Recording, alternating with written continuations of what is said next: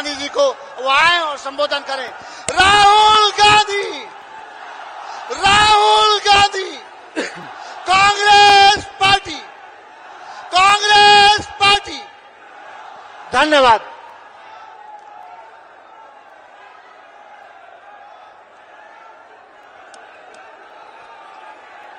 रणदीप जी,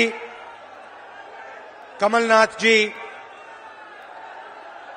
गोविंद सिंह जी,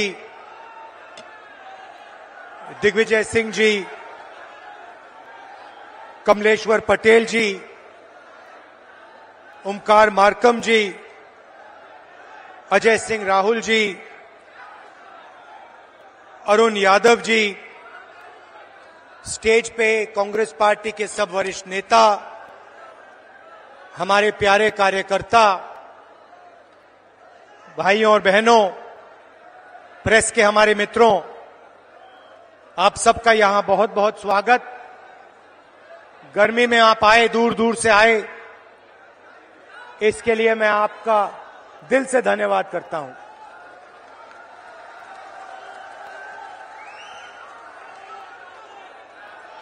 अडवाणी जी ने अपनी किताब में लिखा था, उन्होंने एक किताब लिखी थी और किताब में लिखा था कि जो आरएसएस और बीजेपी की सच्ची लेबोरेटरी, मतलब सच्चा कारखाना गुजरात में नहीं है मगर मध्य प्रदेश में है, ये उनका कहना था। तो जब मैं इस भाषण की तैयारी कर रहा था तो मैंने सोचा, अडवाणी जी ने कहा था कि मध्य प्रदेश उनकी लेबोरेटरी है, उनका कारखाना है, तो चलो देखते हैं आरएसएस और बीजेपी की लेबोरेटरी में, कारखाने में ये क्या क्या काम कर रहे हैं। दो तीन उदाहरण आपको देना चाहता हूं। बीजेपी की लेबोरेटरी में मरे हुए लोगों का इलाज किया जाता है और उनका पैसा चोरी किया जाता है। हिंदुस्तान के किसी और प्रदेश में मरे हुए लोगों का इलाज नहीं होता है, मध्य प्रदेश में मरे हुए लोगों का इलाज होता है और पैसा चोरी किया जाता है।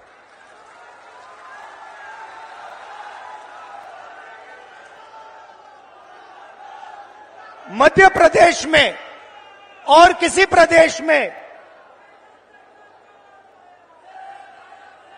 शिव जी, भगवान शिव से चोरी नहीं की जाती है, मध्य प्रदेश में महाकाल कॉरिडोर में शिव जी से चोरी की जाती है।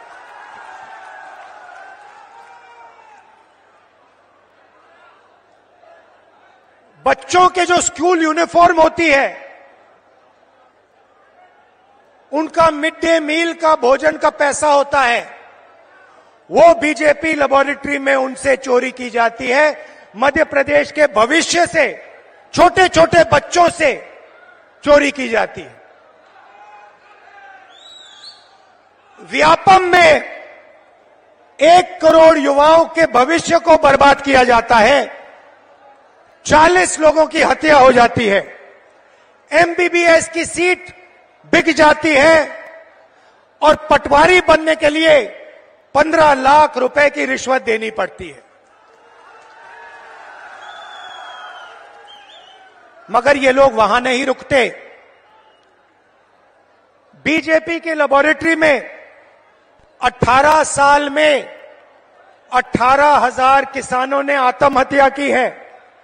हर रोज 3 किसान बीजेपी की लेबोरेटरी में आत्महत्या कर डालते हैं।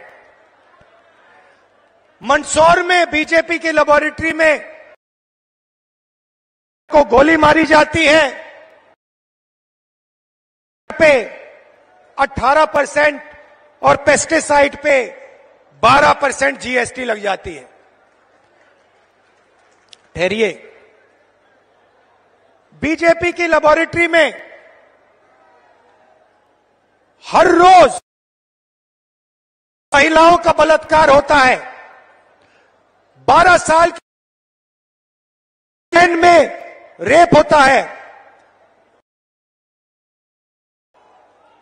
भोपाल में एक लड़की का बलात्कार होता है और जब उसका भाई उसे बचाने की कोशिश करता है तो पुलिस के सामने उसकी हत्या कर दी जाती है। ये बीजेपी आरएसएस की लेबोरेटरी का काम। 45 सिलेंडर 11 और जहां भी देखो वहां पे प्राइवेटाइजेशन और कॉन्ट्रैक्टलाइजेशन किया जा रहा है। यह काम बीजेपी की लेबोरेटरी में आपके सामने किया जाता है। बीजेपी के लेबोरेटरी में आदिवासी जिला है। बीजेपी के नेता आदिवासियों के ऊपर पेशाब करते हैं।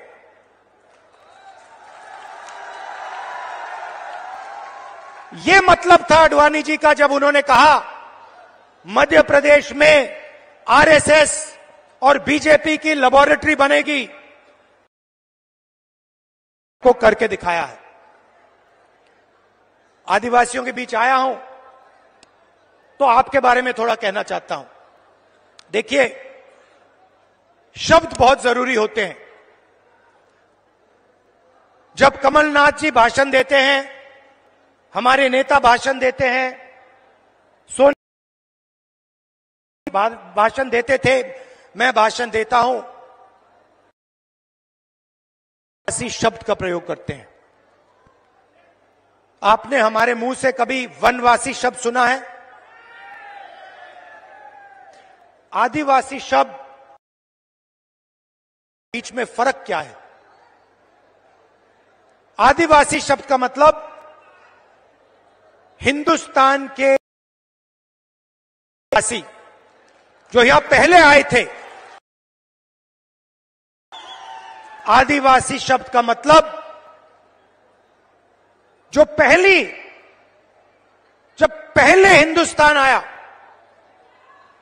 पहले लोग जो यहां रहते थे, जो इस जमीन के मालिक थे, उनको हम आदिवासी कहते हैं।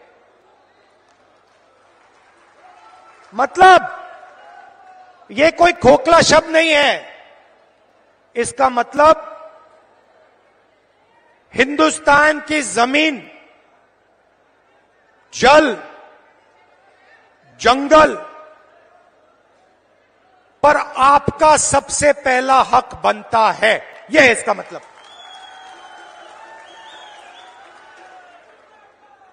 दूसरी तरफ वनवासी मतलब आपका जमीन पे हक नहीं बनता, आप तो जंगल में रहते हो। इसीलिए बीजेपी के लोग, बीजेपी के नेता आदिवासियों पर पेशाब करते हैं। और जब कोविड का समय आता है तो जो जानवर को भी खिलाया नहीं जा सकता, वो मध्य प्रदेश के आदिवासियों को खिलाने की कोशिश करते हैं। सड़ा हुआ अनाज आपको देते हैं। इनका कहना है कि आपको जंगल में रहना है। इनका कहना है कि आपके बच्चों को ना इंजीनियर बनना है, ना लॉयर बनना है, कि आपको बैंक लोन नहीं मिलना चाहिए, आपको आवास योजना में सही पैसा नहीं मिलना चाहिए, क्योंकि आप जंगल के हो, आपको जंगल में रहना चाहिए और आपको जंगल में मरना चाहिए। यह है आदिवासी और वनवासी शब्दों का फर्क।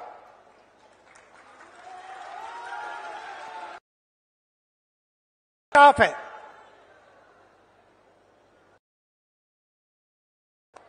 जमीन का हक मिलना चाहिए, जंगल का हक मिलना चाहिए और हम कानून लाए, क्योंकि हम खोखले वायदे नहीं करते। हम पैसा कानून लाए, हम फॉरेस्ट राइट एक्ट कानून लाए। अब इन पैसा कानून में साफ लिखा था, जमीन लेनी है, चाहे वो हिंदुस्तान का सबसे बड़ा उद्योगपति हो, अदानी हो, कोई भी हो, अगर जमीन लेनी है तो पहले जाकर हाथ जोड़कर ग्राम सभा के से जाकर पूछिए, नहीं तो जमीन नहीं ले सकते। ये कानून बनाया हमने।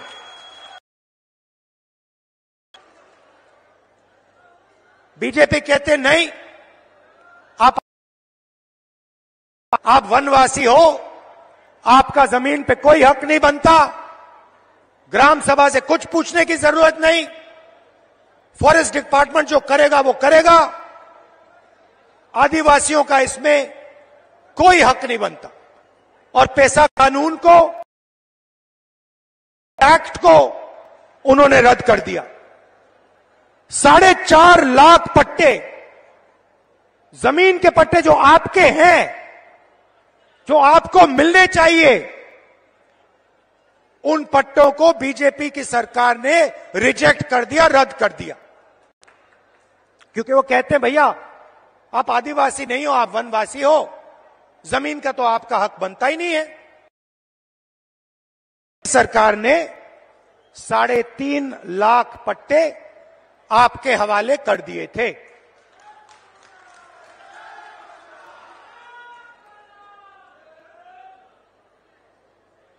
बीजेपी सरकार ने धमकी देकर, डराकर आपसे जमीन छीनी। जोबट में, मंडला में, डिंडोरी में आपने धरना की, आप खड़े हो गए, आपने कहा हम आपको जमीन नहीं देना चाहते, मगर हिंसा के साथ सरकार के बल को प्रयोग करके आपको हटाया गया और जो आपका है आपसे छीना गया। जल, जमीन और जंगल, मैं आपको यहां गारंटी देके कह रहा हूं, जो आपका है वो आपको हम वापस दे देंगे। जो आपकी जमीन का हक है हम आपको दे देंगे। अब मैं आपसे अब एक मजेदार बात बोलना चाहता हूं। इस बात को आप गहराई से सुनिए, क्योंकि ये आपके भविष्य के लिए बहुत जरूरी बात है। देखिए, हिंदुस्तान की सरकार को 90 अफसर चलाते हैं, कैबिनेट सेक्रेटरी चलाते हैं और secretary to the government of India चलाते हैं।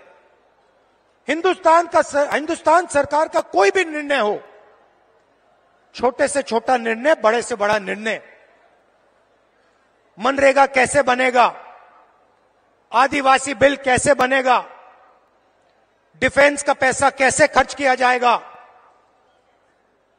ये सारे के सारे निर्णय अंत में ये 90 अफसर साइन करके निर्णय लेते हैं। भाई और बहनों, बीजेपी के एमएलए और एमपी नहीं लेते हैं।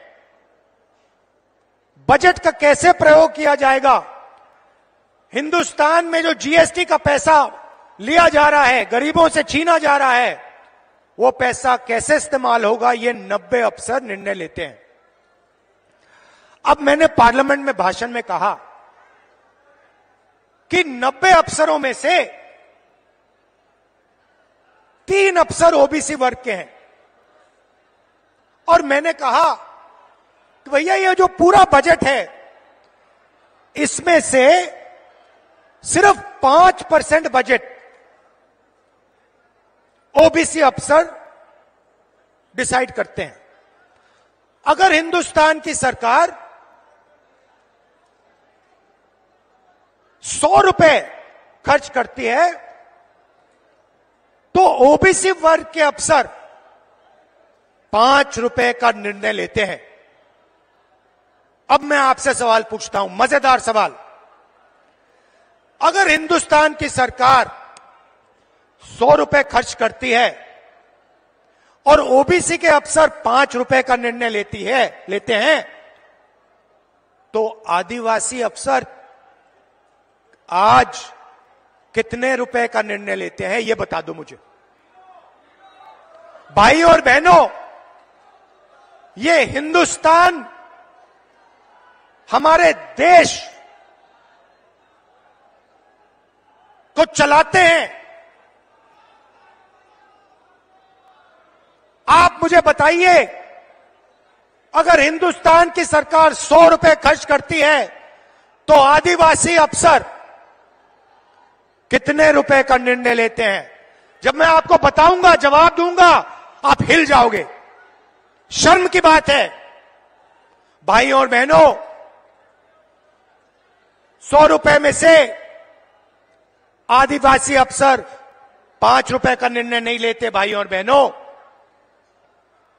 नहीं, ₹1 का भी निर्णय नहीं लेते, 50 पैसे का भी निर्णय नहीं लेते, 25 पैसे का निर्णय नहीं लेते। भाई और बहनों, हिंदुस्तान अगर ₹100 खर्च करता है तो आदिवासी अफसर 10 पैसे का निर्णय लेता है। इससे बड़ा आदिवासी वर्ग का अपमान किया जा सकता है क्या? नहीं। इसीलिए हम सवाल उठा रहे हैं। आदिवासियों को इस देश में आज क्या हक मिलना चाहिए, कितना हक मिलना चाहिए, ओबीसी वर्ग को कितनी हिस्सेदारी मिलनी चाहिए, एससी वर्ग को कितनी हिस्सेदारी मिलनी चाहिए, यह सवाल है देश के सामने। इसीलिए हमने कास्ट सेंसस की बात की है। इसीलिए हम कास्ट सेंसस चाहते हैं, जाति जनगणना चाहते हैं, और हम करवा के दिखाएंगे। भाई और बहनों, आप देखिए, पहले नरेंद्र मोदी भाषणों में वनवासी कहते थे। जहां भी जाते थे पहले कहते थे वनवासी। मैंने एक भाषण किया, मैंने कहा, नरेंद्र मोदी जी, आप आदिवासियों का अपमान मत करो। आप ये वनवासी शब्द कभी फिर से प्रयोग मत करो। अब आप देखिए, नरेंद्र मोदी जी का भाषण देखिए, अब वो वनवासी नहीं कहते, अब वो आदिवासी कहते हैं। मुंह से आदिवासी शब्द निकलता है, दिल में वनवासी शब्द है। भाई और बहनों, मुंह से आदिवासी, दिल और दिमाग में वनवासी। हमारी नीयत साफ है, दिल से आदिवासी, दिमाग से आदिवासी, मुंह से आदिवासी, कर्मों से आदिवासी। हम यहां आपको झूठ बोलने नहीं आए हैं। भाई और बहनों, हमारी गारंटी सुन लीजिए। मैंने आपसे कहा था, आपकी जो जमीन है उसका हक आपको मिलेगा। जाति जनगणना की मैंने बात कर रखी, पार्लियामेंट में रखी। हम करवाएंगे, चाहे बीजेपी करवाए ना कराए, हम उन पे ऐसा दबाव डालेंगे, उनको करना ही पड़ेगा। अगर नहीं करेंगे, परे हो जाओ, हम करेंगे। भाई और बहनों, छत्तीसगढ़ की सरकार ने काम शुरू कर दिया, कर्नाटक की सरकार ने काम शुरू कर दिया, राजस्थान की सरकार ने काम शुरू कर दिया। कहां तक भागेगी बीजेपी? कहां तक दौड़ेंगे? मध्य प्रदेश में हमारी सरकार आएगी, पहला काम हमारी सरकार का सेंसस कर देगी। क्यों? क्योंकि हम आदिवासी वर्ग को, दलित वर्ग को और ओबीसी वर्ग को हिंदुस्तान की हिस्सेदारी देना चाहते हैं। मेरा सीधा सवाल है, अगर हिंदुस्तान में 50% से ज्यादा आदिवासी वर्ग है,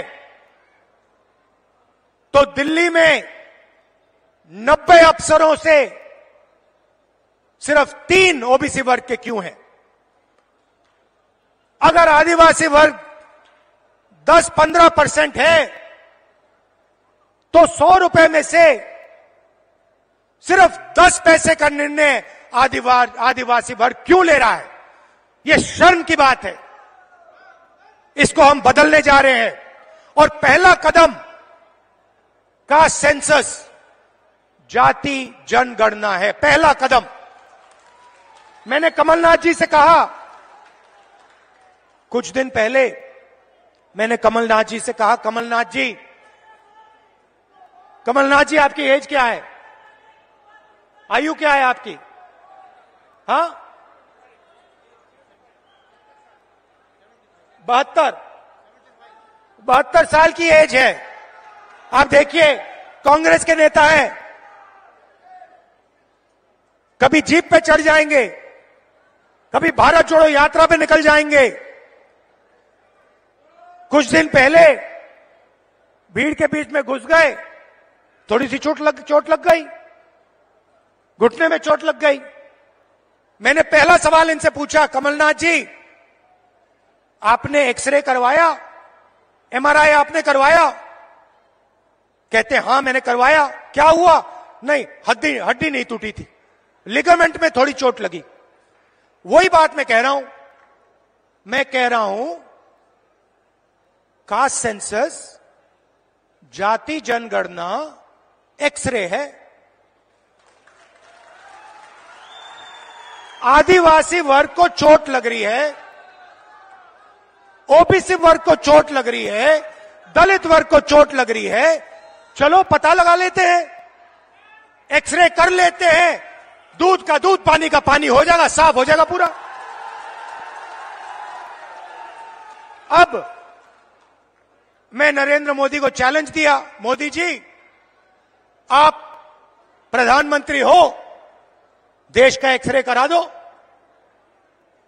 कांग्रेस पार्टी ने जाति जनगणना की थी, उसका जो डेटा है मध्य प्रदेश की जनता के सामने, ओबीसी युवाओं के सामने रख दो। कभी नरेंद्र मोदी जी पाकिस्तान की बात करेंगे, कभी अफगानिस्तान की बात करेंगे, कभी साउथ इंडिया की बात करेंगे।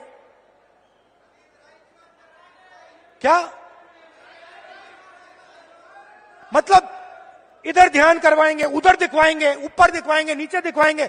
अरे नरेंद्र मोदी जी का सेंसस है, जाति जनगणना, उसके बारे में अपने भाषण में बोल दीजिए।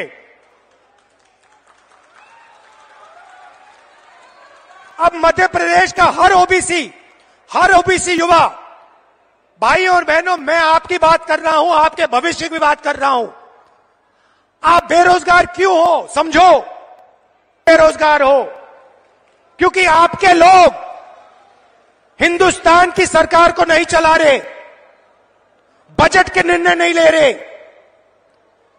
कल भाई और बहनों, ओबीसी भाई और बहनों, युवाओं, प्रेस कॉन्फ्रेंस हो रही थी, मजेदार।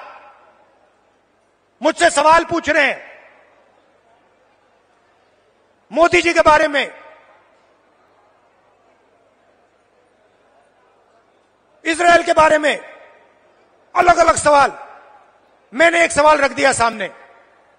मैंने प्रेस वालों से पूछा, भैया एक बात बता दो, आप यहां पे 200-300 लोग,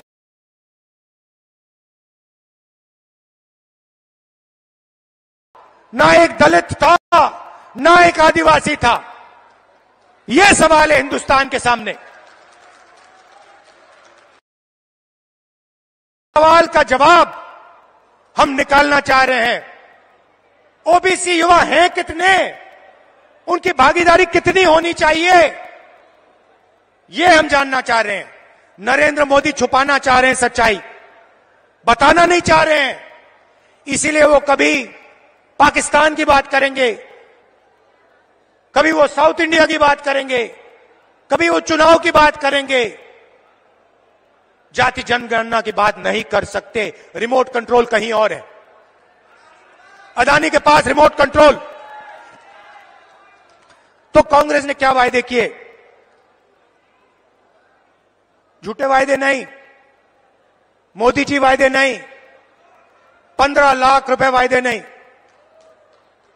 मैंने आज कमलनाथ जी से कहा, रणदीप सुरजेवाला जी से कहा हेलीकॉप्टर में आते हुए कि देखिए, वायदे वो ही करने हैं जो पूरा हो सके, नहीं तो टाइम जाया मत कीजिए। हम सच्चाई बोलना चाहते हैं, हम मध्य प्रदेश की जनता से मोहब्बत करते हैं, हम झूठ नहीं बोलेंगे। तो सच्चे वायदे मैं आपको बता देता हूं, कर्नाटक में किया, यहां हम करने जा रहे हैं। माताएं और बहनें, पहली बात आपके लिए, 1500 रुपए हर महीने आपके बैंक अकाउंट में। मोदी जी ने 1000 रुपए का सिलेंडर बनाया है, सरकार आते ही 500 रुपए का आपका सिलेंडर आपके घर में मिल जाएगा। 1000 रुपए आपको देने नहीं पड़ेंगे। 100 यूनिट बिजली मुफ्त में, और हमारे आदिवासी भाइयों के लिए, बहनों के लिए तेंदुपत्ता 4000 रुपए का। कहना चाहता था, इतनी गर्मी में दूर से आए, आपने इतना प्यार दिया, इतनी मोहब्बत से आपने मेरी बात सुनी, और सिर्फ आपने नहीं, मध्य प्रदेश के युवाओं ने टीवी पे आपने मेरी बात सुनी, समझी, और इस बात पे आप निर्णय लेने जा रहे हो, अपने भविष्य पे आप निर्णय लेने जा रहे हो। इसके लिए दिल से मैं धन्यवाद करता हूं आपका। जहां भी मेरी जरूरत हो, जब भी मेरी जरूरत हो, चाहे आप किसी भी वर्ग के हो, आदिवासी हो, कोई भी हो, किसी भी धर्म के हो, आप सिर्फ मुझे बुलाइए, मैं हाजिर हो जाऊंगा। दिल से आपका धन्यवाद। नमस्कार, जय हिंद। सुभाष गुप्ता जी, जिला कांग्रेस के अध्यक्ष, आभार व्यक्त करेंगे। जिला कांग्रेस कमेटी के अध्यक्ष सुभाष गुप्ता जी आभार व्यक्त करेंगे। परम सम्मानित इस देश के नेता, एक बात मैं क्लैरिफाई करना चाह रहा हूं। तेंदुपत्ता की जो मजदूरी का पैसा है, उसको हम 3000 रुपए से 4000 रुपए तक बढ़ा रहे हैं। धन्यवाद।